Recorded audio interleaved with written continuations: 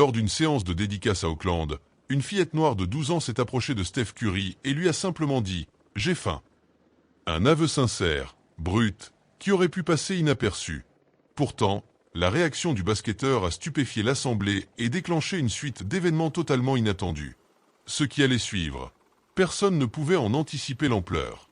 Ce samedi après-midi, sous le soleil d'été qui chauffait l'asphalte fissuré d'East Auckland, une file immense s'étirait sur plusieurs pâtés de maisons autour du centre communautaire local.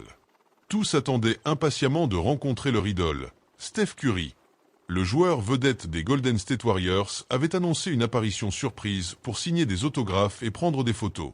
Parmi la foule, Jasmine Taylor, 12 ans, se distinguait par ses yeux vifs et déterminés.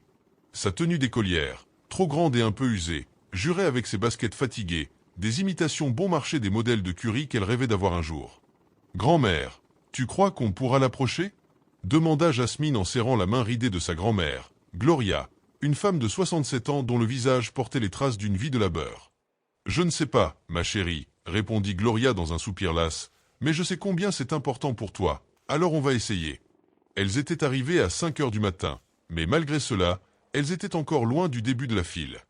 Gloria avait échangé son service de ménage à l'hôpital local pour accompagner sa petite fille, consciente que les moments de bonheur étaient trop rares dans la vie de Jasmine. Depuis la mort de sa mère, il y a 3 ans, la joie se faisait rare. À mesure que la chaleur augmentait, Gloria remarqua que Jasmine devenait de plus en plus pâle et silencieuse. « Ça va, mon amour » demanda-t-elle avec inquiétude. Jasmine acquiesça d'un signe de tête, mais son ventre la trahit par un gargouillement sonore. Ce n'était pas étonnant. Le petit déjeuner s'était résumé à un demi-paquet de biscuits partagés avec ses 2 petits cousins. Les finances étaient particulièrement serrées ce mois-ci, après que Gloria ait dû acheter des médicaments. « On devrait rentrer » murmura Gloria. « Je peux essayer de préparer quelque chose à la maison. »« Non, mamie, » protesta Jasmine, les yeux soudain brillants. « On a attendu trop longtemps. »« Je vais bien, promis. » Quand elles atteignirent enfin la table de Curry, les agents de sécurité les pressèrent. « Une photo, un autographe, vite. Il y a du monde qui attend. » Jasmine resta figée un instant devant son idole. Steph Curry lui adressa un sourire doux, habitué à la nervosité des jeunes fans. « Bonjour. Comment tu t'appelles » demanda-t-il, stylo en main, prêt à signer le carnet usé que la fillette tenait. « Jasmine, balbutia-t-elle en rassemblant son courage. Je regarde tous tes matchs sur la télé du magasin de Monsieur Rodriguez, parce qu'on n'a pas de télé à la maison. Je m'entraîne à faire tes tirs tous les jours, même quand les autres enfants sont déjà partis. » Le sourire de Curry s'élargit, touché par la sincérité de Jasmine. Il y avait chez elle une flamme qui lui rappelait son propre parcours. « C'est un plaisir de te rencontrer, Jasmine. Tu joues dans l'équipe de ton école ?» C'est alors que, peut-être à cause de la chaleur, de l'attente ou de la fatigue, Jasmine laissa tomber ses défenses. « Je suis ta plus grande fan, mais aujourd'hui, je n'arrive pas à me concentrer, parce que j'ai faim. » Le sourire de Curry se figea. Les gardes s'apprêtaient à faire avancer la file, mais il leur fit signe de ne pas bouger. « Depuis quand n'as-tu pas mangé » demanda-t-il à voix basse, juste assez pour que Jasmine et Gloria l'entendent.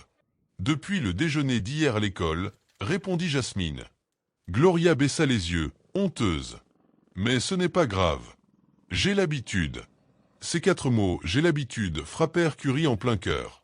Il observa Gloria, ses mains calleuses, son uniforme de femme de ménage dissimulé sous une veste trop fine. « Comment vous appelez-vous, madame » demanda-t-il à la grand-mère. « Gloria Taylor » répondit-elle, surprise qu'on lui adresse la parole. Curry fit un signe à son assistant. « Ryan, j'ai besoin d'un instant. » Puis, se tournant vers Jasmine et Gloria. « Vous avez des plans pour cet après-midi » ? « Non, monsieur, » répondit Gloria, un peu perdue. « Parfait, » dit Curry en griffonnant sur un formulaire de sa fondation. « Ryan prendra vos coordonnées. J'ai une idée, mais je dois d'abord terminer ici. » Lorsque Jasmine et Gloria s'éloignèrent, un organisateur s'approcha. « Tout va bien, Steph ? Il reste des centaines de personnes. »« Oui, » répondit-il, les yeux fixés sur la silhouette de Jasmine qui s'éloignait. « J'ai besoin que tu fasses quelque chose pour moi. Renseigne-toi sur cette fille et sa grand-mère. Où elles vivent, leur école, tout. Et appelle Isha. Dis-lui qu'on aura des invités à déjeuner. » Ce qui avait commencé comme une simple demande d'autographe allait bouleverser bien plus qu'une journée. 2 heures plus tard, Gloria Taylor n'en croyait toujours pas ses yeux. Le restaurant familial à Jack London Square, sans être extravagant, représentait un luxe oublié depuis longtemps. « Regarde toutes ces fourchettes, mamie !» murmura Jasmine, émerveillée. Son enthousiasme enfantin fit sourire Steph Curry et sa femme, Isha. « On commence par les couverts à l'extérieur, chuchota Isha, mais honnêtement, personne ne vous jugera. » Curry était arrivé discrètement, casquette et lunettes de soleil vissées sur le nez. Le garde du corps, assis à une autre table, restait à bonne distance. « Commandez ce que vous voulez, » dit Curry. « Le poulet gaufre est délicieux, mais Isha préfère le saumon, elle dit que c'est le meilleur de la ville. » Pendant le repas, Curry observa Jasmine qui, malgré sa faim évidente, mangeait lentement, savourant chaque bouchée. « Alors Jasmine, tu joues à quel poste ?» demanda Isha pour détendre l'atmosphère. « Meneuse, comme Monsieur Curry. » Dit juste Steph, sourit-il. « Et côté école, ça va ?» Le visage de Jasmine s'assombrit. « Avant, oui. Mais parfois, j'ai du mal à me concentrer. » Jasmine est très intelligente, intervint Gloria timidement. Elle faisait partie des élèves avancés l'année dernière. Elle hésita. Mais c'est difficile de réfléchir le ventre vide, termina Curry, devinant la suite. Gloria acquiesça, émue d'avoir enfin un espace pour s'exprimer. J'élève seuls 3 petits-enfants depuis que ma fille Tamika est morte d'un cancer. Trop tard détecté. On n'avait pas d'assurance. Je travaille comme femme de ménage à Highland Hospital. 2 postes quand je peux. Les garçons, les frères de Jasmine, ont 7 et 9 ans. Où sont-ils aujourd'hui ? Demanda Isha. Chez la voisine. Je n'ai pu emmener que Jasmine. C'était son anniversaire la semaine dernière et je n'avais rien à lui offrir. Et qu'aurais-tu voulu pour ton anniversaire ? Demanda Curry. Une journée sans souci. Juste un jour où mamie ne pleurait pas en pensant qu'on n'y arrivera pas. Le silence fut pesant. Curry se racla la gorge. Tu sais, Jasmine, beaucoup disaient que j'étais trop petit pour la NBA. Mais parfois, les plus grands obstacles préparent les plus belles opportunités. Puis, discrètement, il envoya un message sous la table. Tu connais la fondation HIT. Learn. Play.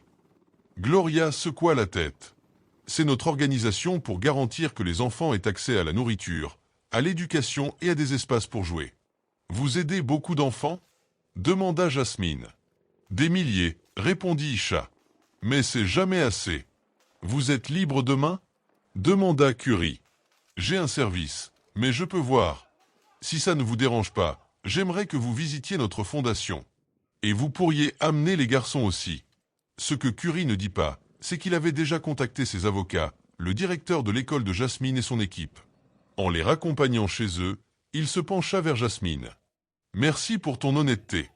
Peu auraient osé dire ce que tu as dit.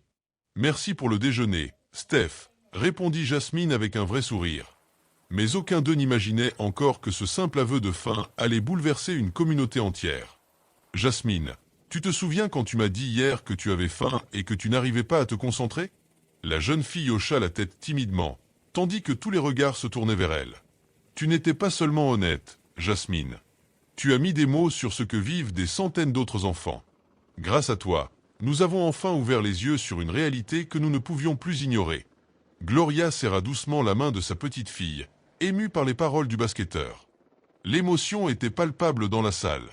Ce que tu as fait demande du courage, poursuivit Curry. Et c'est exactement ce genre de courage qui change les choses. À la fin de la réunion, Jasmine reçut une surprise inattendue. Un sac rempli d'équipements de basketball flambant neufs, des chaussures Curry officielles à sa taille, et même un maillot dédicacé. Marcus et DeAndre, eux aussi, reçurent des sacs à dos scolaires garnis de fournitures, et Gloria, un bon pour des soins de santé et une carte d'alimentation pour soutenir le foyer pendant 3 mois. Mais au-delà des cadeaux, c'était l'engagement pris ce jour-là qui marqua un tournant. En quittant l'école ce dimanche matin-là, Gloria, les bras chargés, peinait à trouver les mots. Curry s'approcha d'elle. « Ce n'est que le début, Madame Taylor. On reste en contact, et tout ce dont vous avez besoin, vous venez à nous. » « Je ne sais pas quoi dire, » murmura Gloria, la voix tremblante. « Ne dites rien. Vous avez déjà assez donné. C'est à notre tour maintenant. » Au fil des semaines suivantes, le projet pilote du programme HIT. Learn. Play à Prescott Elementary fut lancé avec succès. Les enfants commencèrent à bénéficier de repas sains les week-ends, des classes de soutien scolaire furent ouvertes, et un terrain de sport fut rénové pour encourager la pratique régulière du sport. Jasmine devint le visage non officiel du projet. Elle fut invitée à prendre la parole lors d'une conférence locale sur la sécurité alimentaire infantile. Sa voix, douce mais assurée, toucha les cœurs. « Je ne suis qu'une fille normale d'East Auckland. Mais si moi, j'ai pu dire j'ai faim, et que ça a permis tout ça, imaginez ce que nous pouvons accomplir tous ensemble. » La salle se leva pour l'applaudir, y compris Steph Curry, les larmes discrètes aux yeux. Ce qui avait commencé par une simple phrase « j'ai faim » prononcée par une fillette dans une file d'attente, était devenu une chaîne de solidarité, d'actions concrètes, et un rappel poignant que parfois, les plus grands changements commencent par les plus petites vérités.